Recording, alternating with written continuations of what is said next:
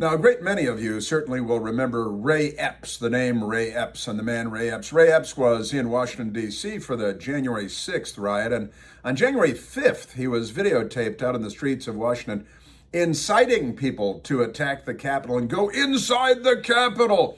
And then on January 6th, he was at the Capitol and he was inciting people more. And his photograph appeared on the FBI's most wanted list for January 6th, and his photograph helped us identify this person. And then his picture, for some reason, inexplicably disappeared from the FBI's, most wanted pictures page. And that was all fine. And it raised a lot of questions. There were people shouting him down as a Fed, Fed, Fed, Fed, when he was out on the streets of Washington talking about going into the Capitol and all that stuff. And so he's been a mysterious case for a long time, and 60 Minutes did a fluffy piece on him, trying to make him look like the good guy of the story.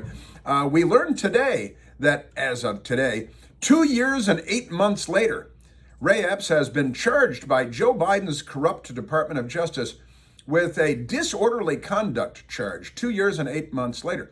And the NBC fake news people, their headline is, "Oh, the Tucker Carlson's conspiracy theories aren't true. See, the Department of Justice has charged Ray Epps with disorderly conduct 2 years and 8 months later," even though there's videotape of him that surfaced, hours after January 6th and the riots and stuff. And this is, according to the news media, supposed to give us faith in our justice system once again. And NBC fake news reports that there is apparently already a plea deal in the offing for a disorderly conduct charge.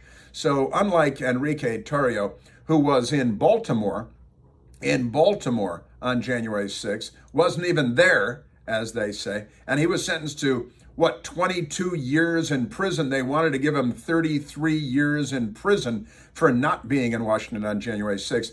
Although I also told the story yesterday about a murderer in Washington, D.C., who was just given 16 years in prison for murder after being convicted of murder. But Enrique Tarrio, who didn't murder anyone, didn't punch anyone, didn't stab anyone, didn't break a window, 22 years in the penitentiary for him. Ray Epps, 2 years, 8 months later, disorderly conduct, plea deal in the offing. The news media is in on it. Wink, wink. Pay no attention to this. That ought to restore faith in our justice system. What do you think?